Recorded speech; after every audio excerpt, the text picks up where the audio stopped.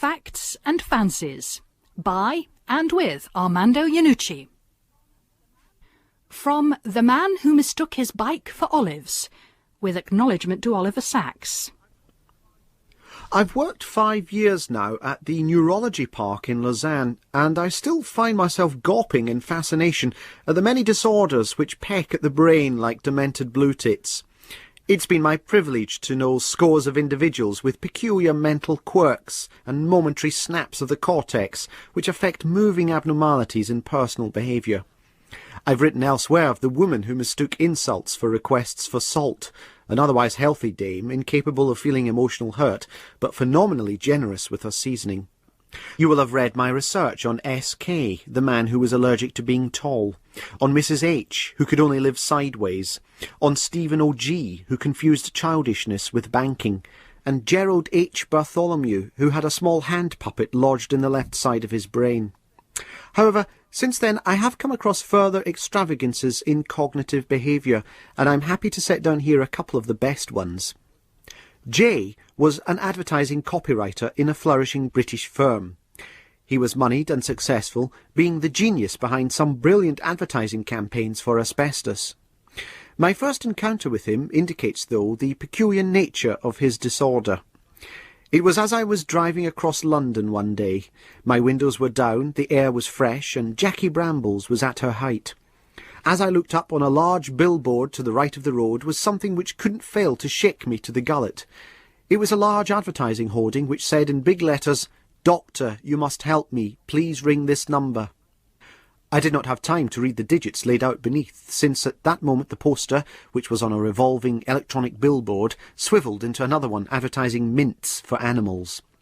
However, as I rounded the corner, I immediately spotted another perfectly sighted poster saying, "In case you missed that, the number again is 0171 604 3940. Swiftly, I pulled in at a telephone kiosk and dialed. I got through to an advertising agency and was told that my prospective patient was unable to talk to me direct, but could I go visit him? 1 hour later, in a large, unpleasant lounge at the top of a glass tower in Holborn, and surrounded by giant artwork and marker pens, I met J and discovered the nature of his cerebral twist. For J was neurologically incapable of communicating other than through poster campaigns. My interrogation of him was painfully slow, since whenever I asked him a question, he would pause momentarily to think of an answer, and then book a series of poster sites across London, organise the printing and display of a sequence of placards illustrating his reply, and then send me off in my car. I would then have to do a circuit of central London before being able to come back to J for a subsequent question.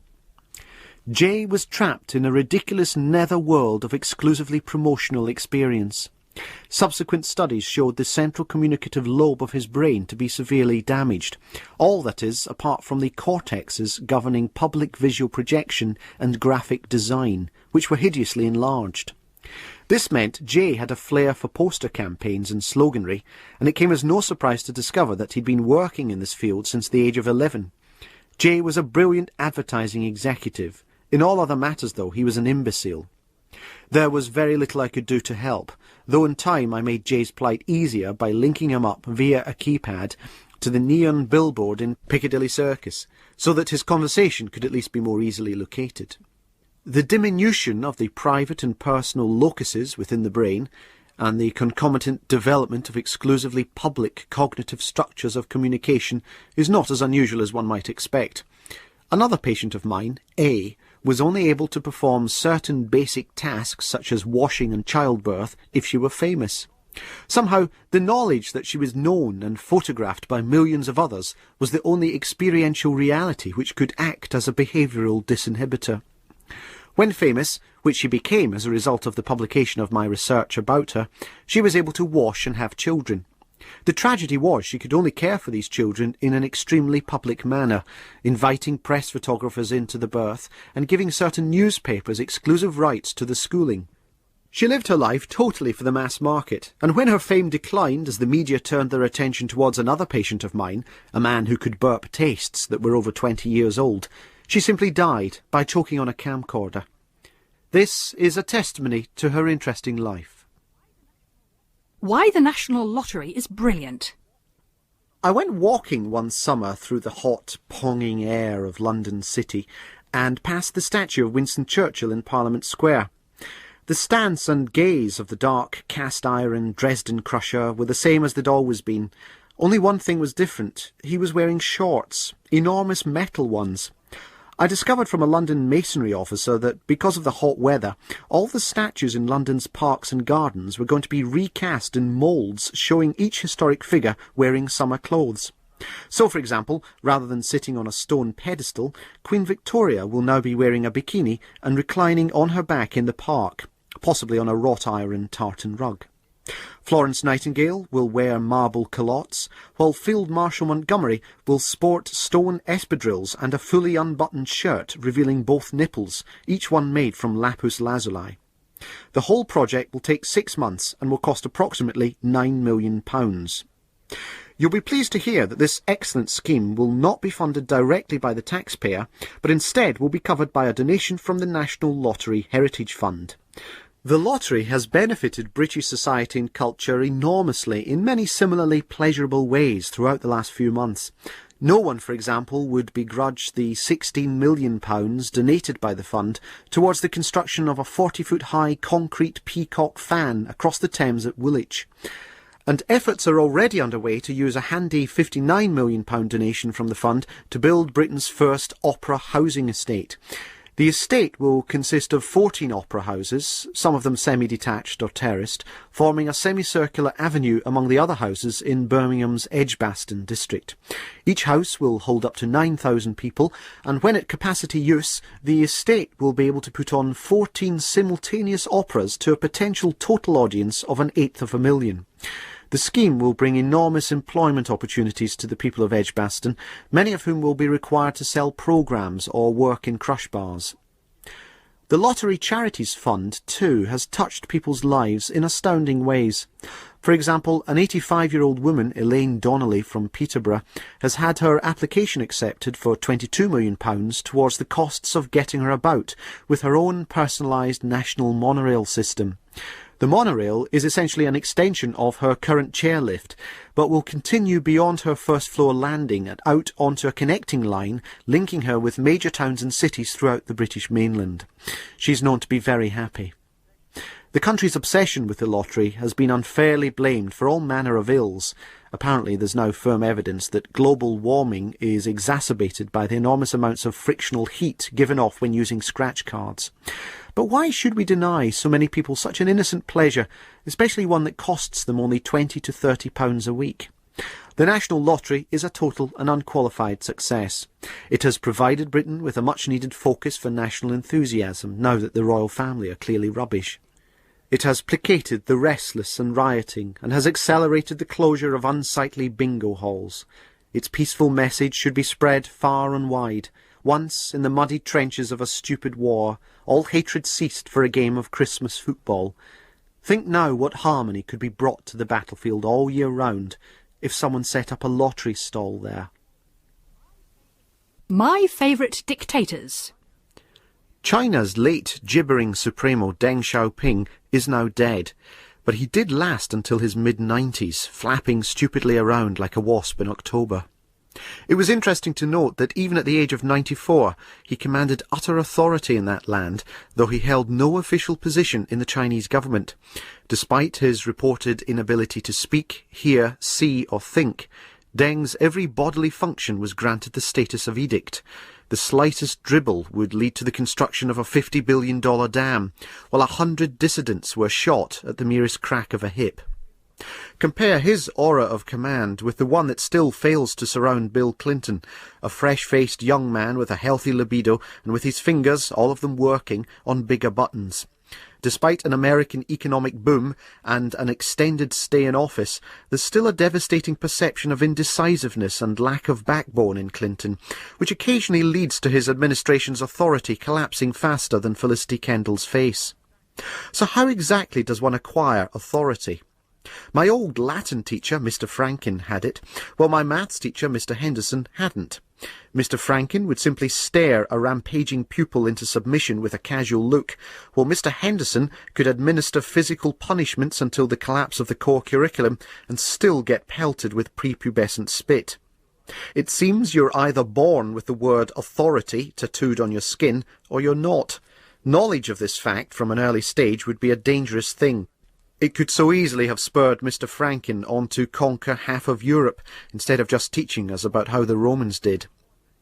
On a more national level, John Major must surely have worked out this basic difference between himself and his predecessor. Margaret Thatcher always won our submission, though people knew at the time that what she was up to was objectively rubbish. Everyone raised their quibbles about the organised destruction of Britain's manufacturing base, the creation of an underclass big enough to fill 18 centre parks, and the logical inconsistency of saying there was no such thing as society while being enormously keen to release psychopathic schizophrenics back into it. Yet the nation still voted for her in a series of regular involuntary spasms throughout the 80s. At the moment of voting, some basic primeval impulse took hold of Britain's brains when pencil was put to traceless slip. Even Labour MPs were known to go into polling booths on election day, believe the Tory posters about Labour's tax plans, and quietly vote themselves out of Parliament. After Thatcher, by unanimous agreement, the Conservatives had a Puddle as leader, and their supporters consequently went into hiding, like Nazis in Paraguay. Identities were disguised through plastic surgery, and the shame of past misdeeds erased. It's now easier to capture a man of the calibre of Carlos the Jackal than to get someone to admit voting Conservative in the last election. People like the idea of someone who tells them what to do. We like to have decisions made for us, even if they're screamingly bad ones, since it's still a lot less bother than having to make them ourselves. Anybody who can make more decisions, faster decisions, and louder decisions than anyone else gets our vote. It doesn't matter that a leader's response to the first threat of armed invasion is to order all 4-year-olds into a line across the south coast and get them to urinate a huge canal in front of the enemy. If that order is given swiftly and confidently and within seconds of the initial threat, we will all quite happily put our sons and daughters into the first train to Dover with a bag of citrus fruits. Those who run micro and macro economies are also enormously impressed by leaders. Hence the buckets of wonga company managers are happy to pay for their employees to attend management training courses on leadership skills run by the likes of Will Carling or the British Swimming Squad. Will Carling is someone who's very good at organising a group of bulky men to pass an oval bladder about a field successfully, and yet British industry seems only too anxious to try introducing some of these skills into the boardroom. Why? Perhaps the reason lies in our meek relationship with these authoritative people. Management pays for such excitement because otherwise, what is management other than an essentially dull and uneventful set of circumstances that blights a frighteningly high number of people's lives? Management encourages most unfortunates to live a life of unattainable ambition within a make-believe hierarchy, and appeases disappointed hopes by giving out little parcels of responsibility to those who are slightly fat. Management is a permanent reminder that you're not ultimately in charge of your own destiny, that you will never run with the wind in your hair across freshly harvested cornfields, that your hopes of maybe one day opening a restaurant or just a record shop are now charred ash, and that your idea of having a good time is eating a red Leicester ploughman's with some of the boys from the squash ladder. Managers are widespread and workaday. Leaders and heroes aren't, which is why we're happy to let them get on with it, whether launching a nuclear assault or showing us how forming a scrum can help a board meeting come to a quick decision on marketing strategy. Meanwhile, in a small hidden city kept private for his own use, dictators like Deng Xiaoping sat ordering billions of people about, ultimately because he knew we couldn't be fagged clearing our mess up ourselves. Leaders who try winning votes by promising to consult with the people before reaching any momentous decisions have only themselves to blame when the words "you tell us, mate" come back to their in-tray. As Labour and Conservative leaders jettison policy in favour of in-depth surveys into what the people want, they may like to pause to consider that what the people really want is for them to behave a bit more like a 94-year-old Chinaman with bowel trouble. For that, ultimately, is who we want from our democracy. And if he's played at Twickenham, then even better. Armando Iannucci's Facts and Fancies was produced by Jonathan James Moore.